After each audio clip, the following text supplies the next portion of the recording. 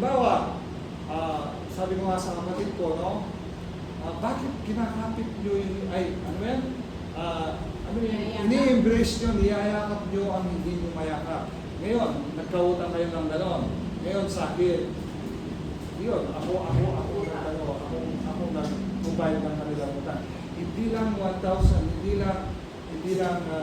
lang marami. So, yun, sabi ko, yun, mahirap magsalita, no? Baka nanonood sila.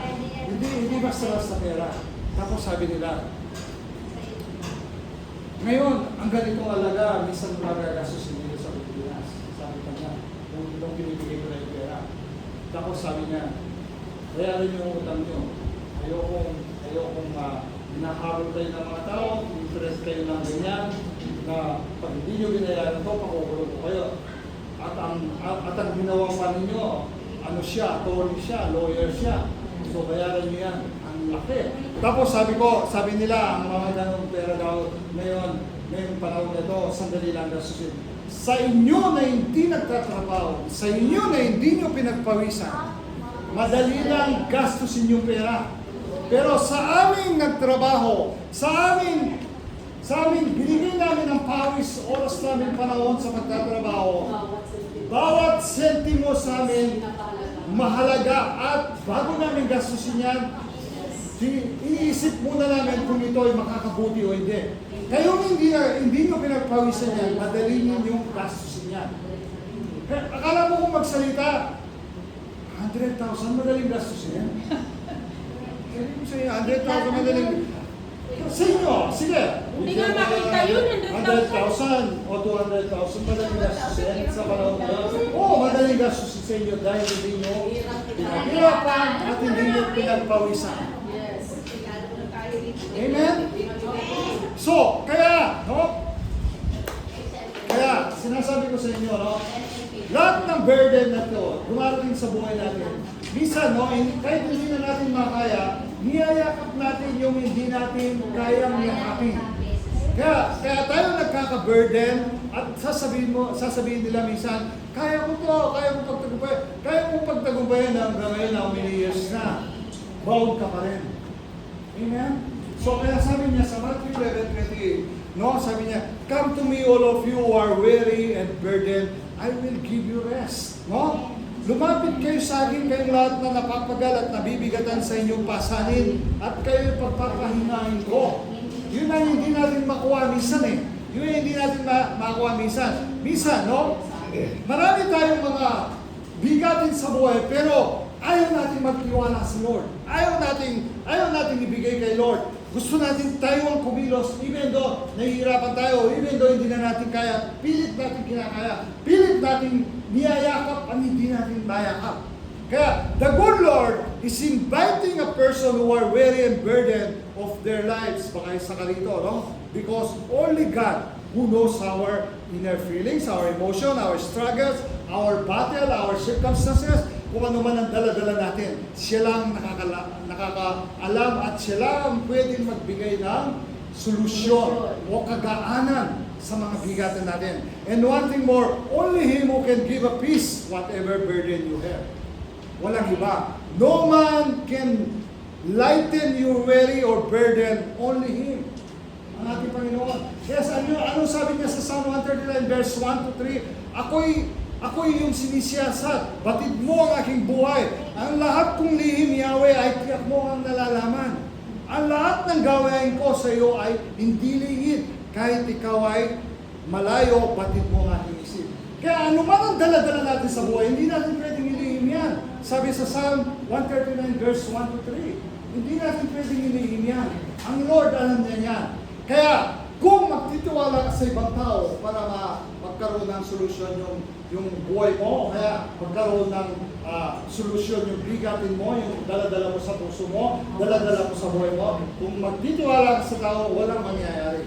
Dahil ang tao, hindi, bawat isa sa atin, may kanya-kanya silang daladalahin at hindi alam ang daladalahin natin. Only God knows everything in us. Wala tayong maililihim sa Kanya. Puso ko'y iyong sinisiyasa, buhay ko iyong alam. Diba? ba? Sabi sa 139 verse 1. Ang lahat kong lihim mo, Yahweh, ay tiyak mo nga nalalaman ko. Kanino pa ba tayo magtiwala? Amen? Kaya dapat, bawat bigat natin, bawat burden natin, sa Diyos natin pagkatiwala. Dahil walang ibang pwedeng mag-solve sa problema natin, kundi siya lamang. Amen? Palagpuan po natin ang ating Diyos sa buhay. So number 2, God is stronger than every obstacle you face. No? Ano yung obstacle? Pakulian. Ano yun? Bisaya. So obstacle, when we say obstacle, Malapit daw. when we say obstacle, makinig ko. Sorry, ay Bisaya. Ano yung Bisaya niyo? Ano sa Bisaya? When we say obstacle, anything that blocks your path, or anything that blocks your path, hinders your progress or makes achieving a goal difficult. Ibig sabihin ng obstacle yung blocking your way, blocking your path. Yung bang hinders, ibig sabihin yung hadlang, no? Your progress or makes achievement a goal difficult. Kaya minsan, yung goal natin, napakahirap akutin because of this obstacle sa buhay natin, no? God is stronger than every obstacle you face. Kaya walang pwedeng bumapi sa obstacle natin sa buhay, yung mga hadlang, o yung mga blocker, yung mga hinders sa buhay natin, kundi yung Diyos lamang. Amen?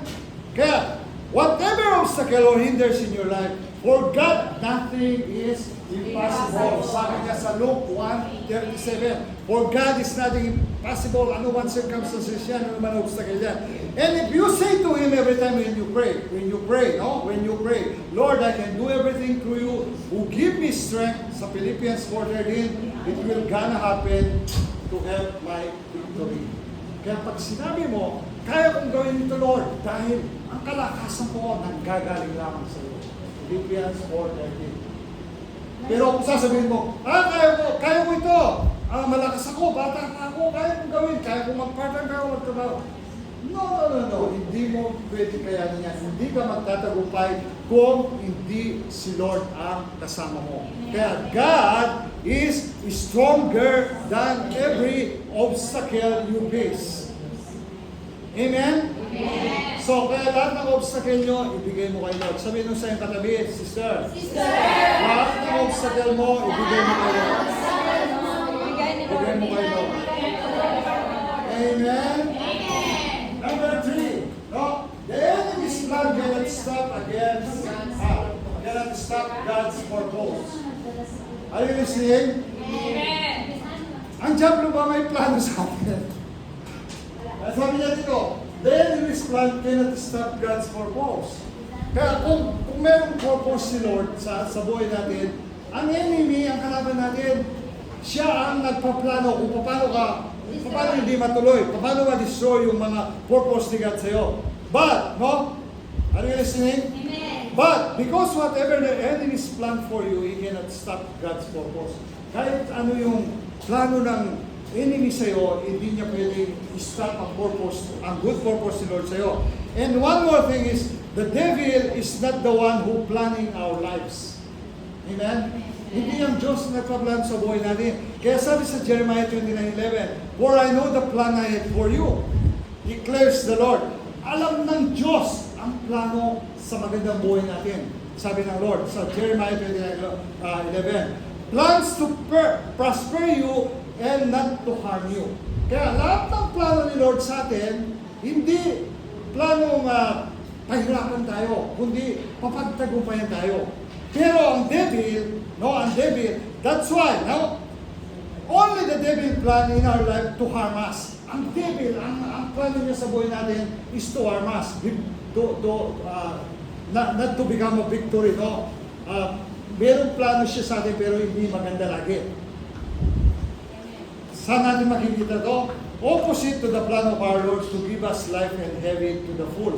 The devil's plan is to steal and kill and to destroy. John 10:10. Amen? John 10:10. Ang devil, ang plano niya sa atin, to steal us, to kill us, and to destroy us. Bakit? How the devil steal us? Gusto niya tayong i-steal sa presensya ng Diyos. Gusto niya, huwag ka nang pumunta dyan sa gawain ng Diyos. Gusto niya, ilayo tayo dyan. Gusto niya i-steal yung ating pananalig, yung ating pananampalataya, yung ating pagsamba sa Diyos. Yung puso natin, gusto niya i-steal na huwag mong ibigay ang puso mo sa Diyos. Ano pa? To steal, no? To kill. Gusto niyang patayin tayo sa mga bagay-bagay na dumarating sa ating buhay.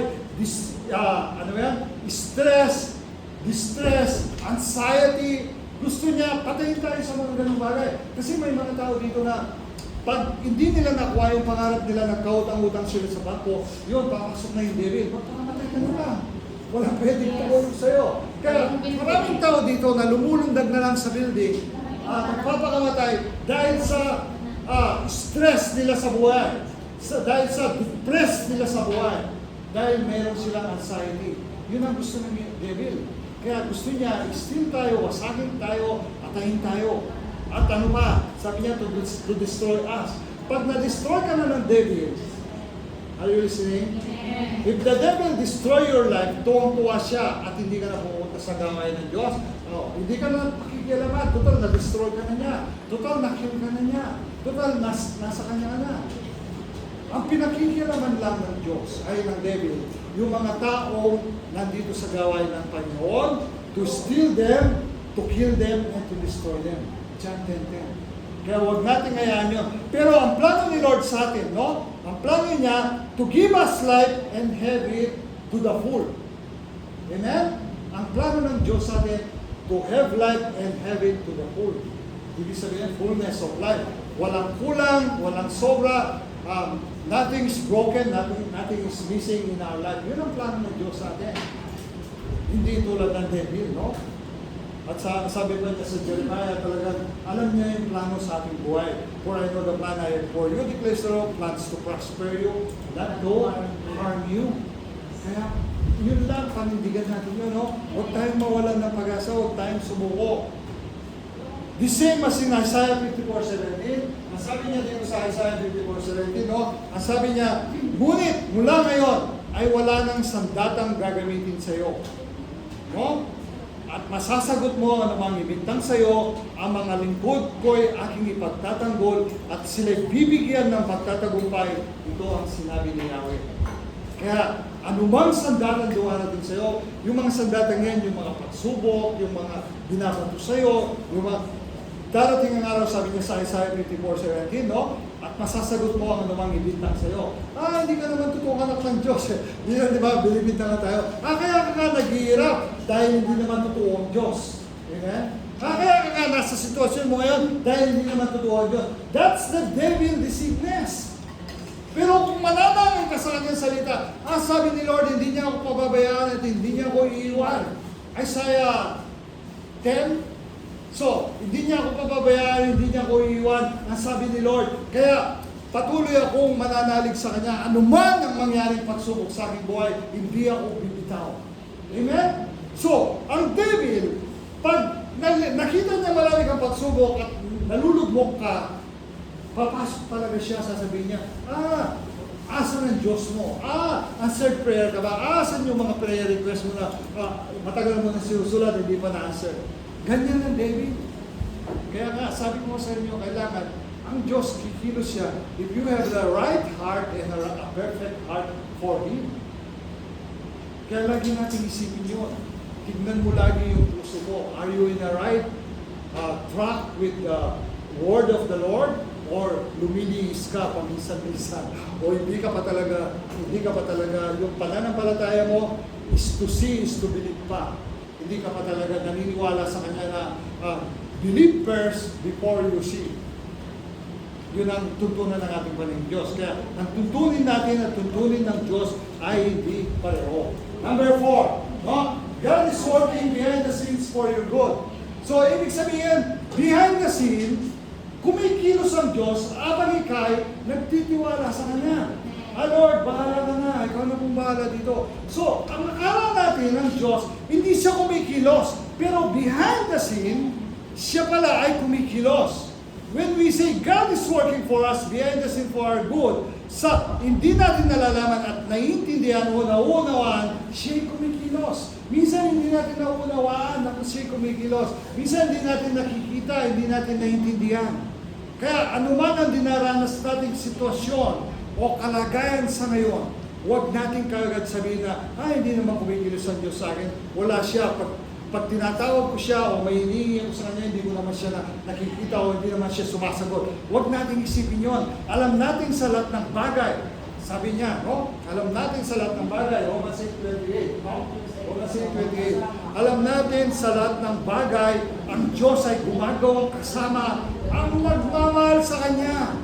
Ang mga tinawag ayon sa Kanyang panukala sa kanilang ikabubuti.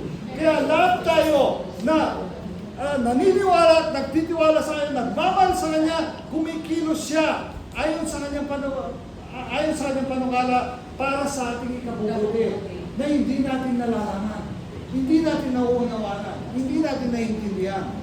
Ganun siya kumilos.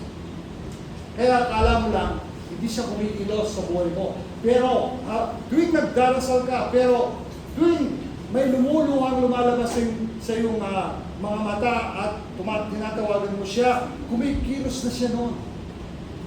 Anak, magkintay ka lang. Be patient. Huwag mo lang ngayon. Not in the right time yet. So, kasi minsan tayong tao, nagmamadali. Tayong tao, gusto nating i-push si Lord para bakit hindi mo pa ginagawa? Bakit ang ngayon, hindi pa answered prayer? Pero, hindi. Ang Diyos, He always thinking about us, about our right, yung right time na, yung perfect ng ating heart, at saka yung the right heart na tayo, dun niya ipagkakaloob. Amen? Amen. So, palakpakan muna natin ang Diyos. Number 5, dalawa na lang. Every challenge is making your faith stronger. Sino dito nakakaranas ng challenge? Marami yan, di ba? Marami yan nakakaranas ng challenge. Ako So, hindi. ito ang kasabihan. Ang taong sumuko sa challenges sa kanyang buhay, instead na maging strong siya, kulang o hindi siya lubusang nagtitiwala sa Diyos. Amen? So, ang taong sumuko sa kanyang mga challenge, no? Sa kanyang buhay, instead na maging strong siya sa challenge, sumuko siya, bumigay siya, yun yung mga taong hindi nagtitiwala sa Diyos. Amen. Kaya yung mga taong yun, if we base his or her faith from 1 to 10, 1 lang ang kanyang pananampalataya dahil hindi siya lubusang nagtitiwala sa Diyos. Kaya sabi niya sa James 1:3, ito James 1:3, no? James 1:3, sabi niya, sapagkat alam ninyo na lalong magiging matatag ang inyong pananampalataya matapos ninyong pagtagumpayan ang mga pagsubok na yan. Amen? So, maganda pala yung mga pagsubok, no? Pag napagtagumpayan pala natin yung mga pagsubok, lalo pala tayong tumatatag, lalo pala tayong naging strong sa faith natin. Kaya, ang mga pagsubok, huwag nating ibaliwala, huwag nating sukuan, harapin natin. Kailangan, umarap tayo kasama ang Diyos sa mga pagsubok na yan, mga challenges na yan. Sino bang hindi nakaranas ng mga pagsubok sa buhay? Subalit, no? Matapos mo raw, sabi niya sa James 1:3, pagkatapos mo raw, mapagtagumpayan ang lahat ng mga pagsubok na yan, meron kang magiging matatag ang inyong pananampalataya. Kaya lahat tayo, dumaranas naman ng gano'n eh. Isa, Happy New Year! amen? Kaya kung may challenges tayo, make it, harapin natin. Maging strong tayo. Huwag tayong susuko. Huwag tayong bibigay. Dahil lahat ng problema sa buhay may kalutasan. Amen. Wala namang problema na hindi nalutas. Correct. Huwag yung Amen. iyak-iyak Kaya lahat tayo, meron tayong pagsubok, subalit dahil sa ating Lord, no, nagtitiwala tayo sa Kanya, lalong magiging matatag ang pananampalataya natin pag napagtagumpayan natin. Amen. Number 6. Take away. Ang bilis, bro. Number 6. Take away. Yes. Basahin nyo. Right.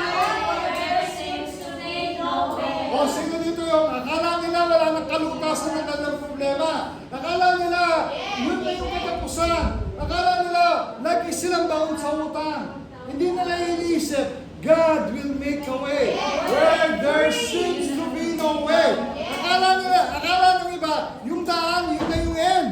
Hindi niya alam, may continuation pa pala ang Lord sa buhay natin. Amen? So, huwag kayong susuko na ang Diyos, hindi siya nagbibigay ng tuldok kung hanggang doon ka na lang. Maraming mga tao na akala nila, tuldok na ang buhay nila. Ganito na lang ako. Hindi na ako asenso. Ganito na lang ang employer ko. Ganito na lang ang trabaho ko. Ang tagal ko na sa employer ko, laging ganito. Hindi na nagbago ganito. No! God will make a way where there seems to be no way. Amen? Amen? Kaya, ang sabi niya sa Isaiah 43 verse 19, sabi niya, narito at masdan ang nagawa ko ay isang bagong bagay na hanggang ngayon di mo pa namamasdan. Maraming mga tao na ang dami na nilang blessing sa buhay nila na pinagtagumpayan sila ng Lord. Hanggang ngayon, hindi nila nakikita yun. Hanggang ngayon, hindi nila pinasasalamatan yun. Ako'y nagbubukas ng isang landasin sa gitna ng ilang, sabi niya, maging ang disyerto ay patutubigin. So, ang Diyos, kahit ano pang bagay yan, kahit nasa disyerto ka pa, naghanap ka ng tubig, wala kang makita, magbubukas ang Diyos dyan. May makikita ka. Nothing is impossible to God. Amen? Akala nila, di ba marami na tayong pagsubok na hindi lang yan dinaranas mo ngayon. Marami na tayong pagsubok na nadaanan pero pinagtagumpay na tayo ni Lord. Yun, dahil gumawa siya ng way. Pero ang nakikita lang natin yung sitwasyon na nangyayari sa ngayon. Pero yung mga problema mo na nakaraan, yung mga sitwasyon na nagdaan sa iyo sa buhay mo na dapat tagumpayan mo, hindi mo na nakita yun na ginawa ni Lord. Ang nakikita mo ngayon, yung nasa front mo ngayon, yung dinaranas mo ngayon, kung ano yung present na sitwasyon mo. Pero yung mga nakaraang sitwasyon mo, hindi mo nakita si Lord kung paano siya kumilos noon. Bakit ka napunta sa Omo? Dahil sa Kanya. Bakit nakapag-aral ang mga anak mo? Dahil sa Kanya. Bakit nakapagpagawa ka ng bahay kahit maliit lang? Dahil sa Kanya. Bakit hanggang ngayon, healthy ka? Sa kabila ng how many years ka na nagtatrabaho dito sa Opo, kahit masakit na yung tuhod mo, pero umaandar ka pa rin, healthy ka pa rin. Dahil sa Kanya. Amen. Ang lahat ng nangyayari sa buhay natin, minsan, yung nakaraan na, hindi natin naalala si Lord. Ang nakikita lang natin yung problema sa harap natin ngayon. Pero yung mga nakaraang napagtagumpayan natin, hindi natin nakikita. Yung ginawa niyang katagumpayan, yung binigay niyang katagumpayan noon, hindi natin nakikita. Kaya nga sabi ko, pag nagdarasal ako, pag minumuni-muni ko yung buhay ko nung nasa Japan ako, Lord, nang dahil sa'yo, napagtagumpayan ko yung Japan sa lahat ng pagsubok dyan na dinanas ko. Dito pa kaya dito sa Hong Kong, ang dami ko dinanas sa Japan na napagtagumpayan ko. Namamala ko ng asfalto sa summer, sa daan. Nagdadrive ako ng mga truck ng asfalto. Tapos, paggabi, nilalasin ko yung sarili ko para kumita lang ng pera. Alam niyo bakit? Kung nilalasin ko yung sarili ko para kumita lang ng pera. May bayad. Pag ang Yakuza, ginuusan ng whiskey yung baso mo na ganyang kalaki. Pag sinabi niya, iki, ibig sabihin nun, straight, ubusin mo. Walang hinto yun. Pagkaubos ko nun. Tapos, pag naubos ko yun, bibigyan ka ng tip. Isang lapad, dalawang lapad, o kaya, yung iba, binibigyan ng alahas. So, nakatagumpayan ko lahat yun. Lahat ng yung mga hirap na naranasan ko sa Japan, napagtagumpayan ko yun. Yung umuwi na lang ako na parang wala akong kaluluwa. Paano ko nakauwi sa apartment ko na hindi ko alam paano. Dahil sa gano'n. Napagtagumpayan ko lahat yun. Bakit ko napagtagumpayan? Dahil sa time na yon, ginagayad ako ni Lord na hindi mapahamak. Sa panahon yun, kung halimbawa, nalasing ako, hindi ko na alam ang lahat. Kung pinatay ako ng yawa sa Lord, meron pa ba akong buhay? Wala. Pero dahil sa protection ng Lord, napagtagumpayan ko lahat yan. Kayo, ano nang napagtagumpayan nyo sa mga nakaraang buhay nyo? Marami na. Kaya kailangan nakikita ninyo yung mga bagay na napagtagumpayan ninyo, hindi yung problema sa ngayon na nangyayari sa inyo. Amen? Kaya nawawalan tayo minsan ng kalakasan. Dahil yung problema ngayon ang tinitignan natin. Pero yung napagtagumpayan natin na binigay ng katagumpayan ni Lord nung nakaraan, hindi natin na nakikita. Amen? Kung sino ang Diyos na nagbigay ng katagumpayan sa iyo noon, ngayon, siya pa rin ang Diyos na magbibigay ng katagumpayan sa problema mo ngayon. Hindi siya nagbabago. So kaya walang Diyos na katulad mo. Di ba? God will make a way where there seems to be no way. And last, number 7, victory belongs to the Lord. Sabi niya sa 1 Corinthians 15:57, magpasalamat tayo sa Diyos na nagbibigay sa atin ng tagumpay sa pamamagitan ng ating Panginoong Jesucristo. Amen? So akala lang natin yung buhay puro problema, akala lang natin yung buhay puro pagsubok, akala lang natin yung buhay puro kabigatan. Hindi. Siya ang nagbibigay ng katagumpayan sa atin. Bakit meron kang anak na college ngayon? Dahil siya nagbigay ng katagumpayan, kaya nag-college sila. Kahit hirap ka ngayon. Bakit meron kang pamilyang maayos kahit nandito ka sa Hongkong? Dahil siya nagbibigay ng katagumpayan sa iyo. Mabibili mo ba ng pera ang isang pamilya na meron ka ngayon nang dahil sa kanya? Hindi. Mabibili mo bang pera na ang anak mo ngayon masaya dahil ng college niya, kahit bound ka sa utang? Hindi mo mabibili ng pera yan. Dahil ang Diyos ang nagbigay ng katagumpayan sa iyo, kaya napunta sila dyan. Amen? Kaya akala lang natin, yung ginagawa natin, akala lang natin, hindi nakikita ni Lord, akala lang natin, hindi kumikilos si Lord behind the scenes for your good. Pero kumikilos siya, binibigyan pa rin tayo ng katagumpayan. Sa mga nakaraan na katagumpayan, binigay niya lahat yan. Ngayon pa kaya. Amen? Kaya sabihin mo sa kaling katabi, sister, kung napagtagumpayan mo yung nakaraan, mapapagtagumpayan mo rin yung ngayon. God will give us victory. Amen? So, ganun siya. Victory belongs to the Lord. Lahat ng katagumpayan natin galing sa Diyos. Hindi sa ating kalakasan. Siya nagbibigay ng lahat ng yan. Amen?